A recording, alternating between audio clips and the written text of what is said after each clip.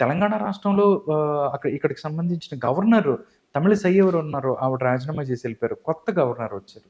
నిజంగా అంటే లిక్కర్ స్కామ్‌కి సంబంధించి దీనికేమన్నా లింక్స్ ఏమున్నాయా? లేకపోతే ఇది సెపరేటు దీని అని మీరు నమ్ముతారా? దీని గురించి కొత్త గవర్నర్ గురించి ఏం చెప్తారు? సిపి రాధాకృష్ణన్ ఈయనొచ్చేసి ఏంటంటే హ్మ్. కోయంబత్తూర్ నుంచి 1998, 99 ఎలక్షన్స్‌లో ఎంపీగా పోటీ చేశాడు బీజేపీ తరఫున. ఓకే. కోయంబత్తూర్ నుంచి అంటే హ్మ్. తమిళనాడు నుంచి. ఓకే. చేసి ఎంపీగా గెలిచాడు. అప్పుడు బానే ఉంది.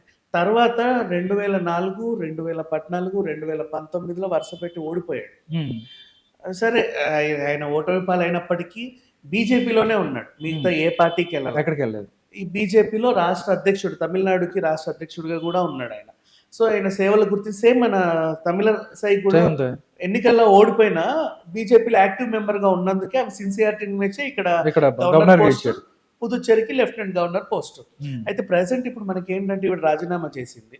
And MP elections, Lok Sabha elections schedule విడుదలైన తర్వాత గవర్నర్ నియామకాలు చేయడానికి వీల్లేదు. కాబట్టి పక్క రాష్ట్రంలో ఎవరైతే ఒక నీతి నిజాయితీ గల గవర్నర్ అని వీళ్ళకి అనిపించిన గవర్నర్ ఉన్నారో వాళ్ళకి అదనపు బాధ్యతలు.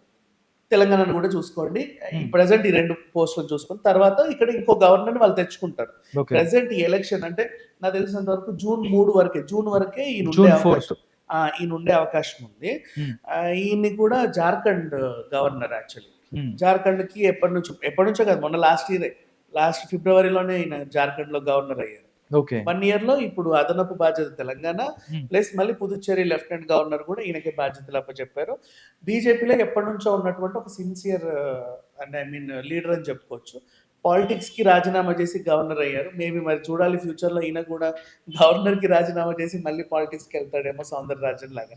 సౌందరరాజన్ విషయానికొస్తే ఆవిడ చెన్నై లెఫ్ట్ సౌత్ అక్కడ నాడా రోడ్లు ఎక్కువ ఉన్నాయి. సో అక్కడ నుంచి ఈవిడ పోటీ చేస్తే గెలిచే అవకాశాలు ఉన్నాయని ఆవిడ ఫీల్ అవుతుంది. ఇకపోతే ఆవిడ సొంత నియోజకవర్గం కూడా మన కన్యాకుమారి నుంచి పోటీ చేసినా గెలవచ్చేమో. కానీ పొలిటికల్ గా మాత్రం ఈవిడకి మంచి పేరు అయితే ఉంది. ఓకే. ప్రత్యక్ష రాజకీయాల్లో పాల్గొనని ఆవిడకి ఒక ఆశ ఉంది. దాంతో పాటు పార్టీ కూడా అవసరం ఉంది కాబట్టి ఈమెను అక్కడి నుంచి తీసుకెళ్లారు అనొచ్చా? లేకపోతే ఇక్కడ లోక్‌సభ ఎలక్షన్స్ జరుగుతున్నాయి కాబట్టి వాళ్ళ వ్యక్తిని ఇక్కడ తీసుకొని వాళ్ళకి అనుకూలంగా ఉండేటువంటి సిన్సియర్‌గా చేసిన జాబ్. లాస్ట్ టైము ఈ రోజా ఏమైతే మనకి ఏపీకి పర్యాటక శాఖ మంత్రి అయ్యిందో, కార్ డీలర్‌షిప్ ఉంది కదా, ఈ వైజాగ్ నుంచి కార్ డీలర్‌షిప్‌ని రెడీ చేసి చెన్నై పంపింది వయా పుదుచ్చేరి. అయితే పుదుచ్చేరిలో ఈవిడ ఆపేసింది అనమాట, మోకాలడ్డేసింది. ఏంటి షిప్ ఏం కథ అంటే దాంట్లో క్యాజినో అన్నీ ఉన్నాయి. ఆబ్వియస్లీ షిప్ కాబట్టి. సో ఇక్కడ ఏంటంటే పుదుచ్చేరిలో గోవాకు సంబంధించి లాగా మద్యం రేట్లు తక్కువే, బీచ్ ఉన్నాయి, అన్నీ ఉన్నాయి. కానీ క్యాజినో అక్కడ నిషేధం.